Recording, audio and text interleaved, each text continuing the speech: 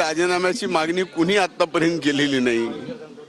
माझं म्हणणं आहे की मी राजीनामा द्यावा की न द्यावा, मी प्रथमदर्शनी दोषी आहे की नाहीये, द्वितीयम दर्शनी मी दोषी आहे की नाही आहे, याबाबतचं सर्वस्व जे काय आहे ते आदरणीय मुख्यमंत्र्यांनी आणि उपमुख्यमंत्र्यांनी स्पष्ट करावं। संतोष देशमुखची ज्यांनी निर्गुण हत्या केली त्या हत्येकरांना फास्ट ट्रॅक कोर्टामध्ये नेऊन फासावर घातलंच पाहिजे।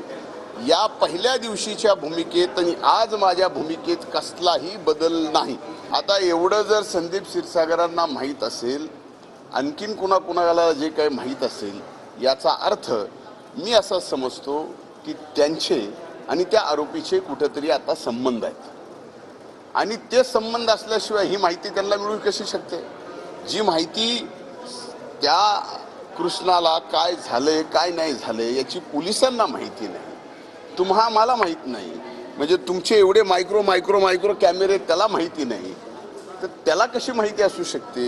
याचा अर्थ त्यांचा कुठेतरी संबंध आहे